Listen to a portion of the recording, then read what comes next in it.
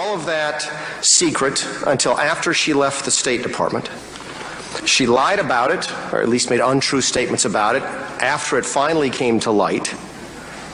She thereafter ordered the destruction of evidence that was destroyed so thoroughly that you folks could not do an adequate recovery. Yet she receives no criminal penalty. So I guess this is my question to you. Are we to assume, as we sit here today, that if the next president of the United States does the exact same thing on the day he or she is sworn into office, sets up a private email service for the purpose of concealing information from the public or from anybody, that as a result of that potentially exposes national security level information to our enemies, lies about it, and then destroys the evidence during an investigation, that there'll be no criminal charges if you're the FBI director against that person? Yeah, that's not a question the FBI director should answer.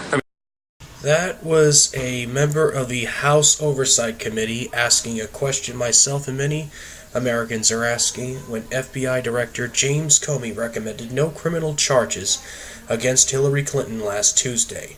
None, despite the fact that, as the hearing from this clip demonstrated, from reveals, as well as other evidence, she clearly violated the law and obstructed justice.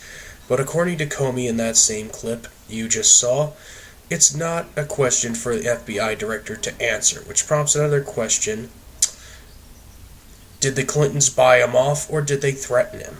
I don't know the answer to that, but there were many other rather enlightening things in this hearing that we'll go over in this video. First, though, I'd like to thank Bud Myers for posting the highlights of this 4-hour hearing on his YouTube channel, which you can see in the description of this video. We should aspire to be apolitical, facts and the law, treat Joe the same as Sally, as Secretary so-and-so. That's my goal. If you would come to a different decision, by the way, I tend to agree with everything you just said. If you would come to a different decision, do you think that would have a different precedential value that would keep our information more safe? If we decided to recommend criminal charges here? I don't know. That's a good question. I don't know. I could argue it both ways. I guess I'm a lawyer. I can argue everything both ways, but I could argue that both ways. Dr. Comey claims to want to treat Sally and Joe the same, and said later in the hearing that recommending criminal charges against Hillary Clinton would be celebrity hunting. But I found the fact that he stated any potential punishment at all in any case involving Sally and Joe in the next clip you're about to see to be rather interesting. Also, that he parses the issue by claiming that you can look at it both ways. Sounds like more like a politician than an FBI director. If somebody did exactly what Mrs. Clinton did, but was one of your lieutenants, or you think one of the lieutenants under the CIA or some other agency that deals with top secret documents, what would you do to those underlings? I would make sure that they were adjudicated through a security disciplinary proceeding to figure out what are all the circumstances and then what punishment discipline is appropriate. That could range from being terminated to being reprimanded, and then a whole spectrum in between: suspension, loss of clearance. It's a bunch of different options. Loss of security clearance, suspension, loss of job, and though Director Comey didn't mention it, probably prison in some cases. If those are the proper consequences, then why shouldn't Hillary Clinton face any of them if she's treated the same as Sally and Joe? Marine Major Jason Bresler also leaked classified information on a public server, yet did so to warn troops under his command about a corrupt Afghan officer who later had one of his goons murder U.S. soldiers and was dishonorably discharged for it. He violated the law, yet did so under a clear extenuating circumstance, yet the same courtesy is not extended to him. Sorry, when you go to this length to make sure you can never recover the emails who are erased, wouldn't you think the intent is to make sure nobody ever looks at them again? Why otherwise would you just go delete? Thank the gentleman. We'll give the director time to, if he wants to respond. Sure. I guess it's a bit circular. You delete because you want to delete. But what I mean is we didn't find any evidence of evil intent, an intent to obstruct justice there. You wouldn't have been able to, because you don't know it was deleted. But alright, if the glove don't fit, you must acquit. Alright, I couldn't resist making that joke, but here's Comey arguing that he's for treating the powerful the same as the average person on one hand, yet extending a criminal intent argument that is not extended to an average person when it would be warranted, like the case of Drayson Bresler on the other hand. Now, to be fair, it was the military, not the FBI or Comey, that punished him, but this still demonstrates a rather significant double standard, especially when you consider the overwhelming evidence of criminal intent on the part of Hillary Clinton. Stated in your statement and also multiple times here that there should be consequences for the mishandling of state secrets. If I held a top secret SCI in the Bureau, and I did hold one when I was in the United States Army in a career of service, I handle classified information here, but if I held that in the FBI and you discovered that I mishandled state secrets on a private server in my basement, would I be trusted by the Bureau to further handle top secret SCI information? Maybe not. You would go immediately through a security process to review whether you should continue working for us, and if you do, what clearances you should retain. If I violated the handling of state secrets in the FBI, would you consider me the best suitable candidate for promotion and higher responsibility? It would be a serious concern, and we would stare at it very hard in a suitability review. Yet Hillary Clinton is still allowed to run for president.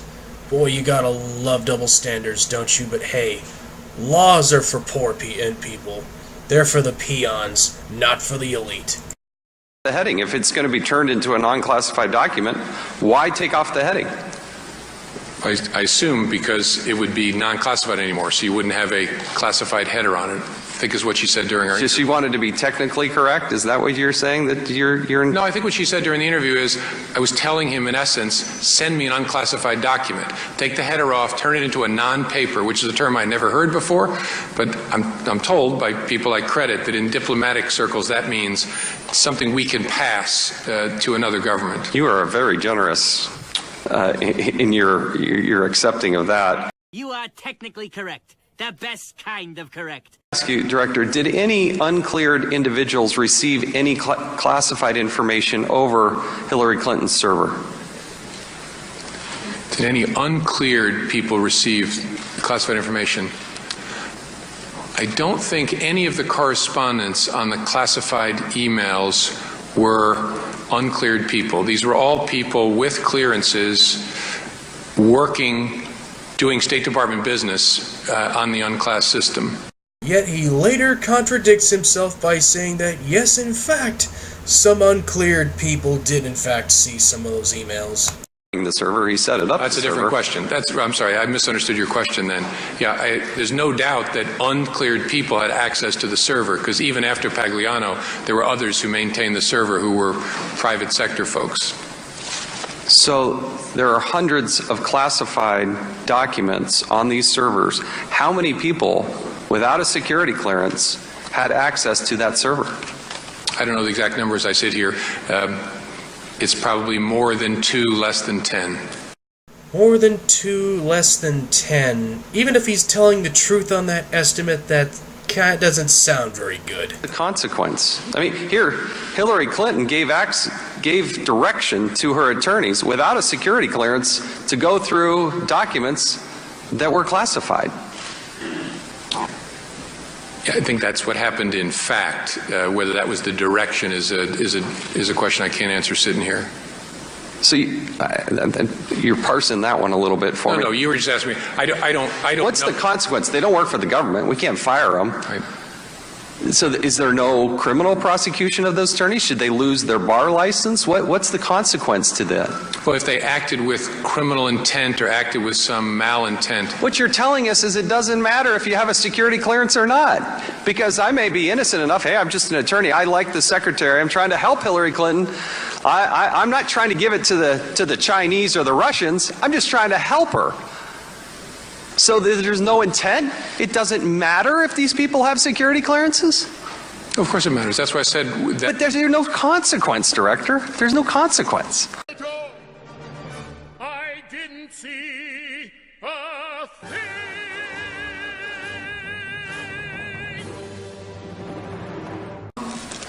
Was there any evidence of Hillary Clinton attempting to avoid compliance with the Freedom of Information Act?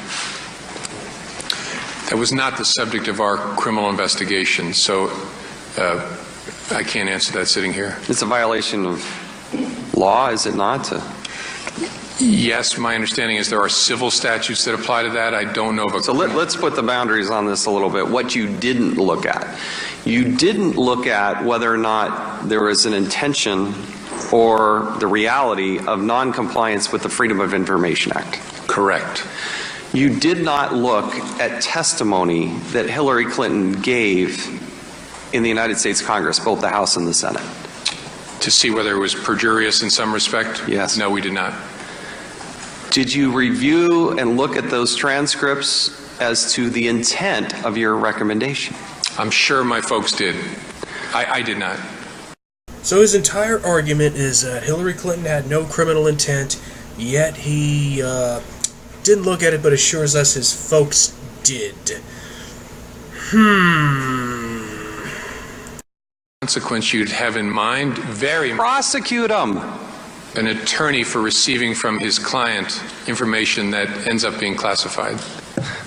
I asked you at the very beginning, is there a reasonable expectation that Hillary Clinton would send and receive, if not daily, hourly, if not daily, classified information? That's reasonable to think that the Secretary of State would get classified information at every moment. She's not the head of Fish and Wildlife. So the idea that she would turn over her emails, her system, her server to what it sounds like up to 10 people without security clearances, and there's no consequence. So why not do it again? If there are no consequences and you're above the law, sure, why not? And so we all know what she told the people. That's been well documented. She said that she did not do those things, that she did not send or receive classified emails, that she used one server and one device for her convenience. And since then, I think even in your statement, you recognize that those were not correct. Is that fair? I really don't want to get in the business of trying to parse and judge her public statements, and so I think I've tried to avoid doing that sitting here. Why do you feel that's important? Because what matters to me is what did she say to the FBI? That's obviously first and foremost for us. Right. Our evaluation, sorry. Yet, as he admits later in the hearing, he didn't look at whether or not Hillary Clinton committed perjury. Kind of convenient considering he himself committed perjury multiple times in this hearing.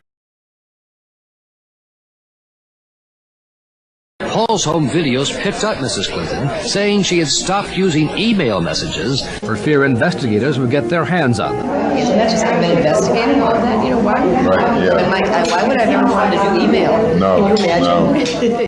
Is until her husband Bill Clinton helped her set up a private server in her basement. Richard Nixon was impeached and forced to resign after having some goons bug the Democratic National Committee headquarters at the Watergate Hotel, and he removes 30 seconds of a recording to cover it up. Yet, Hillary Clinton sent thousands of emails containing classified information on a private unsecured server, deleted at least 30,000 of them to cover her tracks, all in order to cover up God knows what. I think the meme I'm closing this video out with says it all. How do you think the American people would have reacted if the FBI director would have recommended no criminal charges against Richard Nixon?